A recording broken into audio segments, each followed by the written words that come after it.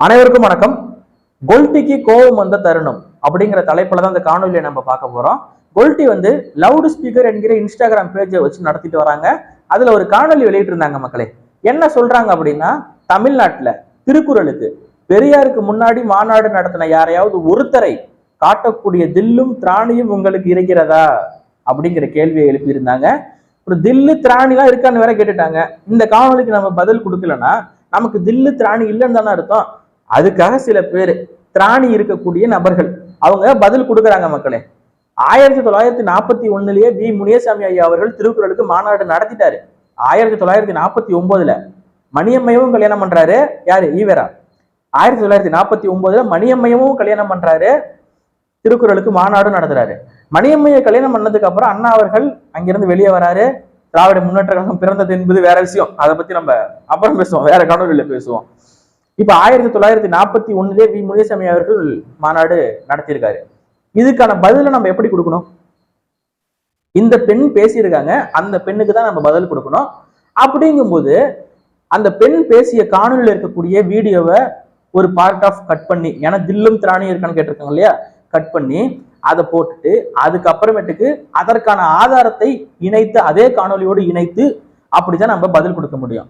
இப்படிதான் மக்களே normative science அப்படிங்கிற ஒரு பேஜை நடத்தக்கூடிய ஒரு நபர் இந்த பெண்ணுக்கு பதில் கொடுத்திருந்தாரு. காணொலியா போட்டு பதில் கொடுத்திருந்தாரு. அதுக்கு இவங்க சொல்றாங்க, யாரு?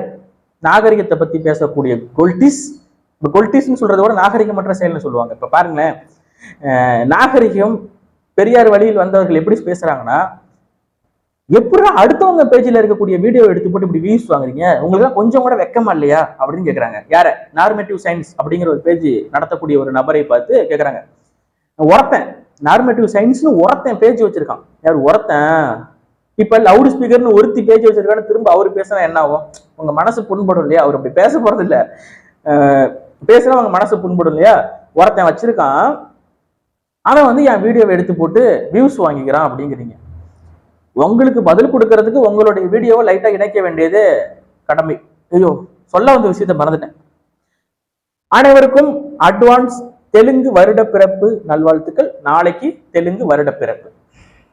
எல்லாருமே தமிழர் ஆயிட்ட பிறகு, தமிழ்நாட்டுல நாங்க ரொம்ப நாளா இருக்கோம், எல்லாருமே நாங்க தமிழர் ஆயிட்டோம் அப்படின்னு சொல்றாங்க. எல்லாருமே தமிழர் ஆயிட்டீங்கன்னா எதற்காக தெலுங்கு வருட பிறப்புக்கு விடுமுறை அப்படிங்கிற கேள்வியை இந்த மண்ணில முதலாக எழுப்பியார்னா அண்ணன் சீமான் அவர்கள் தான். தமிழ் தேசியவாதிகள் தான். ஏப்பா எல்லாருமே தமிழர் ஆயிட்டீங்கன்னா தமிழர் புத்தாண்டு, தமிழ் புத்தாண்டுக்கு மட்டும் விடுமுறை விட்டா போதுமே, எதுக்காக தெலுங்கு வருட பிறப்புக்கு விடுமுறை அப்படின்னு உங்களுக்கு தோன்றலாம். நாளைக்கு ஞாயிற்றுக்கிழமை லீவு தானடா அப்படின்னு நீங்க கேட்கலாம். ஒவ்வொரு ஆண்டும் தெலுங்கு வருட பிறப்புக்கு இங்க அரசு பொது விடுமுறை விடப்படுகிறது. அதை தெள்ள தெளிவா புரிஞ்சுக்கணும். ஏதோ பேசிக்கிட்டு இருந்தோமே, ஏன் கொல்டிக்கு கோபம் வந்த தருணம், ஏன் கொல்டிகளுக்கு கோபம் வருது? இத்தனை நாளா அவங்க எது சொன்னாலும் நம்ம நம்பிக்கிட்டு இருந்தோம், இன்னைக்கு எதிர்த்து கேள்வி கேட்கிறோம்ல. 1941 வி முனியசாமி அவர்கள் திருக்குறளுக்கு மாநாடு நடத்திட்டாரு. ஆனா இவங்க என்ன சொல்றாங்கன்னா, பெரியாருக்கு முன்னாடி திருக்குறளுக்கு மாநாடு நடத்தின யாரையாவது ஒருத்தரை காட்டக்கூடிய தில்லும் திராணியும் உங்களுக்கு இருக்கா? இதை பார்க்கக்கூடிய அறிவற்ற மக்கள் 1941 வி முனியசாமி அவர்கள் நடத்தினது யாருக்கும் தெரியல அப்படின்னா இதெல்லாம் நம்பிட்டு தானே போவாங்க. இன்னைக்கு நம்ம ஆதாரத்தை எடுத்து வெளியிடணும், அதனால கோவப்படுறாங்க. தெலுங்கு வருட பிறப்பை பத்தி பேசிக்கிட்டு இருந்தோமே, சரி ஓகே மாத்தி பேசுவோம், கொஞ்சம் கொஞ்சம் டாபிக்கை மாத்தி பேசுவாங்க. ஒரே மாதிரி போயிட்டு இருந்தா போர் அடிக்கும்ல. எல்லாருமே தமிழர் ஆயிட்டீங்கன்னா எதுக்காக தெலுங்கு வருட பிறப்புக்கு விடுமுறை அப்படிங்கிற கேள்வி வருது இல்ல. தெலுங்கர்கள் இங்க வாழ்றாங்க. அப்ப நாங்க 40 விழுக்காடு மக்கள் இங்கு வாழ்ந்து வரக்கூடிய சூழ்நிலையில் எங்களுக்கு எங்களுடைய மொழியை படிக்க வாய்ப்பை ஏற்படுத்தி தரவில்லை அப்படின்னு பேசினது எந்த வாயி? யார் யாரெல்லாம் தமிழர்கள் எந்த லேப்ல டெஸ்ட் எடுத்தீங்க? தமிழ்நாட்டுல நாங்க திராவிடத்தை விட்டுறோம், தமிழ் தேசியத்துக்குள்ள வந்துடுறோம். ஆனா எல்லா மக்களும் ஒற்றுமையா வாழணும்னு நினைக்கிறோம். அதை உங்களால தர முடியுமா அப்படின்னு சில கொல்டிஸ் கேள்வி எழுப்புறாங்க. நாங்க என்ன இங்க இருக்கக்கூடிய தெலுங்கர்களையோ மலையாளியவோ அல்லது வட இந்தியர்களையோ கன்னடர்களையோ அடித்து விரட்டுகிறோமா? இன்னைக்கு நாங்க ஒரு அரசியல் கட்சி இயக்கமாக, அரசியல் கட்சியாக வளர்ந்து ஒரு பெரிய கூட்டமா இருக்கோம். நாங்க நினைச்சா என்ன வேணாலும் பண்ண முடியும். ஆனா ஏதாவது எங்களால் அசம்பாவிதம் நடந்தது அப்படின்னு ஒன்னே ஒண்ணு காட்டுங்க. நாங்கள் சொல்லலாம், நாங்கள் அடி வாங்கிக்கிட்டு அகதியா ஓடி வந்த பல விஷயங்களை ஆதாரத்தோடு இந்த இடத்துல என்னால காட்ட முடியும். காவிரி பிரச்சனை வந்தபோது 91 அடிச்சு விரட்டினானே, என்ன கேட்டோம்? தண்ணி தானடா கேட்டோம் குடிக்க. நீ அனுப்புனதானடா அங்க நெல் விளையும், அதை நாங்க உங்களுக்கு ஏற்றுமதி பண்ண முடியும் உங்களுக்கு, அதுதானே கேட்டோம். தண்ணி தானே கேட்டோம், வேற என்ன கேட்டோம்? அதுக்கு அடிச்சான். மரம் வெட்ட கூலி தொழிலாளி தான் போனோம், ஒன்னும் மரத்தை வெட்டி இந்த புஷ்பா மாதிரி, அல்லு அர்ஜுன் புஷ்பா மாதிரி நாங்க ஒன்றும் பெரிய கேங்ஸ்டரெல்லாம் ஆகல. கூலி தொழிலாளி, அன்றாடம் 1000 ரூபாய்க்கு, அதிகபட்சம் 800 இருக்குமா, 1000 ரூபாய் இருக்குமா சம்பளம். இந்த ஒரு நாள் கூலிக்காக போன நபர்களை சுட்டு என்கவுண்டர் பண்ணி ஒரு பெரும் தெலுங்கு முதலாளி தப்பிப்பதற்காக அப்பாவி தமிழர்களை சுட்டு கொண்டாங்க 20 பேர்த்த 2016. அதை பத்தி உங்களால பேச முடியுமா யாரால? எல்லாரும் தமிழர் ஆயிட்டாங்க. ஈழத்துல நம்ம மக்கள் செத்தாங்க, அது எல்லாருக்கும் தெரியும். கேரளாவில இருந்து இங்க ஒருத்தன் வந்தா திராவிடர், கர்நாடகாவில இருந்து இங்க ஒருத்தன் வந்துட்டா திராவிடர், அதே மாதிரி ஆந்திராவில இருந்தோ தெலுங்கானாவில இருந்து இங்க ஒருத்தன் வந்துட்டானா அவன் திராவிடர், வட இந்தியாவில இருந்து ஒருத்தன் வந்துட்டானா அவன் இந்தியர். ஆனா நம்ம இங்க இருந்து கேரளா நீ போனீங்கன்னா தமிழன், ஆந்திரா போனாலும் தமிழன், கர்நாடகாவில் பல நூற்றாண்டுகளா வாழ்ந்துகிட்டு இருக்காங்க, அவன் கன்னடரா மாறல, இனம் மாறவில்லை. ஆனா இங்க 10 வருஷத்துக்கு முன்னாடி வந்தவங்க தமிழர் ஆயிட்டான். பல நூற்றாண்டு காலமாக கர்நாடகாவில் பல லட்சக்கணக்கான தமிழர்கள் வாழ்ந்து வராங்க, கன்னடரா இனம் மாறல, அங்க தமிழர். நீ வட இந்தியாவுக்கு போனாலும் தமிழன் தான், அவன் இந்தியனா பார்க்க மாட்டான், தமிழனா தான் பார்ப்பான். நீ உலகம் முழுக்க எந்த நாட்டுக்கு வேணாலும் போ, ஃபர்ஸ்ட் ஐ எம் இந்தியன்னு நீ சொல்லிக்கலாம், உனக்கு ஆங்கிலம் தெரிஞ்சதுன்னா. ஆனா உனக்கு ஆங்கிலம் தெரியாம கொஞ்சம் தடுமாறுற அப்படின்னா நீ தமிழன் தான், நீ தமிழ்ல தான் பேசியவனும், யுவர் மதர் டங் தமிழுங்கிறத அவன் கண்டுபிடிச்சிருவான். சிங்கப்பூர்ல தேசிய மொழி தமிழ், மலேசியாவில் பல லட்சக்கணக்கான தமிழர்கள் தமிழ் பேசிக்கிட்டு இருக்காங்க, தமிழர்களுக்குன்னு தெருவே இருக்கு, ஊரே இருக்கு, அந்த அளவுக்கு மலேசியாவில் நிறைய பேர் தமிழர்கள் வாழ்ந்துட்டு இருக்காங்க. உலகம் முழுக்க நீ எங்கு சென்றாலும் தமிழனாகவே வாழ்கிறாய், இனம் மாறல. அந்த நாட்டு சிட்டிசனா குடியுரிமை பெற்றிருந்தாலும் நீ தமிழனா தான் வாழ்ற.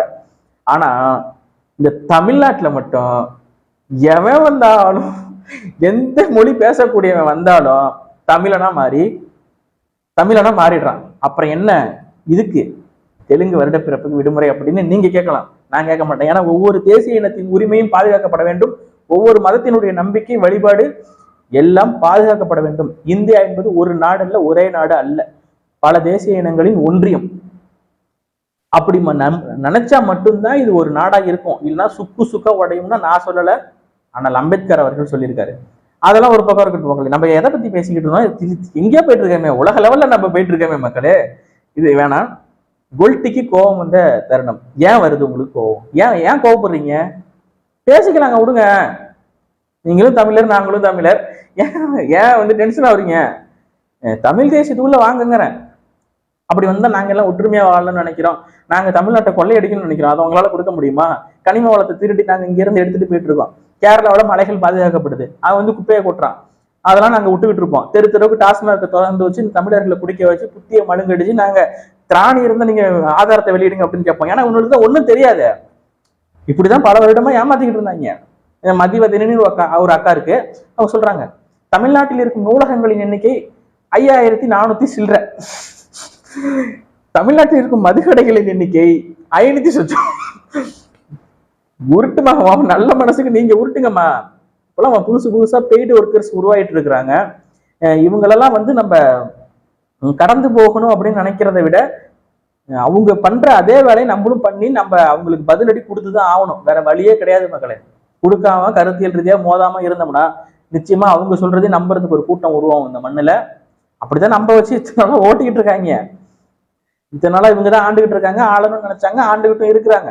ஆனா இனிமே வந்து அப்படி விட முடியாது. ரொம்ப பேசிட்ட, இதுக்கான பதில் எதிர்வினையே நீங்க அடைந்தே தீருவீங்க. மகிழன் அவர்கள், அவரை எல்லாருக்கும் தெரியும், அவர் வந்து ஒரு பதிவு போட்டிருந்தாரு, ரொம்ப பேசிட்ட, திருக்குறளை பத்தி நாங்க ஆதாரத்தோடு யார் முதல்ல மாநாடு நடத்தினா திருக்குறளை பத்தி பெரியார் என்னென்ன பேசியிருக்காருங்கிறத நான் பேசுறேன், அப்புறம் அந்த திமிர் பேச்சு நக்கல் பேச்சுக்கெல்லாம் ஒரு முடிவுரை வைக்கிறேன்னு ஒரு பதிவு ஒன்று போட்டிருந்தாரு, பார்க்க முடிஞ்சது. அதனால பார்ப்போம். தொடர்ந்து இந்த மாதிரி கொல்டிஸுக்கு நம்ம பதிலடி கொடுத்துட்டே வந்தா தான் இவங்களை நம்ம எதிர்கொள்ள முடியும். பேச விட்டுக்கிட்டு இருந்தோம், இது என்னத்தான் போய் பதில் கொடுத்துக்கிட்டு இருக்கு, இதுக்கு என்ன போய் பதில் கொடுக்குது, அறவை கடை நுனிப்புள்ள மேய்ச்சிட்டு வந்து பேசுது, தில்லும் திராணியும் இருக்கான்னு கேட்கறதுக்கு முன்னாடி கொஞ்சம் அறிவு மண்டையில யோசிக்க வேணாம். முதல் மாநாடு நடத்தினது வி முனியசாமின்னு அதெல்லாம் தெரியும், தெரிஞ்ச பெரியார் தான் நடத்தினாருன்னு இங்க காட்டணும். அதுதான் எங்களோட வேலை. பெய்டு ஒர்க்கர்ஸ், லேபர்ஸ், எவனா வாட்ஸ்அப்ல அனுப்பிட்டு இதை பேசுமா, கொஞ்சம் காசு தரேன் அப்படின்னு சொல்லியிருப்பாங்க, பேசியிருப்பாங்க, அவ்வளவுதானே ஒழிய ஒரு இளவும் கிடையாது, கொள்கை கோட்பாடுலாம் கிடையாது. பெரியார் என்னென்ன பேசியிருக்காரு, பெரியாருடைய பேச்சுக்கள் எழுத்துக்கள் இன்னும் ஏன் அரசுடைமை ஆக்காம இருக்கு, அதில் பெரியாரை படிங்க படிங்கிறாங்க. பெரியாரை பத்தி பெரியாரிஸ்டுகளுக்கே ஒன்றும் தெரியாது, அதான் உண்மை. ஏன்னா பெரியார் பேச்சுக்களும் எழுத்துக்களும் இன்னும் பொது உடைமையா ஆக்கப்படல, சாதாரண ஆட்களுக்கு தெரியாது. உண்மையாவே பெரியாரை பத்தி வீரமணிக்கு மட்டும்தான் தெரியும், இன்னொன்னு குளத்தூர் மணிக்கு தெரியும், உண்மையாவே வேற யாருக்குமே தெரியாது. அவரை பத்தி நாங்க ஏன் தெரிஞ்சுக்கிட்டு பேசுறோம் அப்படின்னா, அவர் செய்த சில செயல்பாடுகள், கொஞ்சம் காணொலிகள், கொஞ்சம் எழுத்துக்கள் வெளியாயிருக்கு, அதிலே தெரிஞ்சு போச்சு இவர் தமிழினத்தின் விரோதி. விரோதினா துரோகின்னு நாங்க சொல்ல மாட்டோம், துரோகினா அது கலைஞர் கருணாநிதி மட்டும்தான், அந்த பட்டத்துக்கு ஒரே தலைவர் கலைஞர் கருணாநிதி மட்டும்தான் துரோகி பட்டத்துக்கு. இவர் எதிரி, நேரடியாவே எதிர்த்தாரு. என்னடா இருக்கும் தமிழ்னு கேட்டாரு. இவன் அந்த நாட்டுல விட்டு வச்சிருக்கலாமா? சொல்லுங்க. நன்றி, வணக்கம்.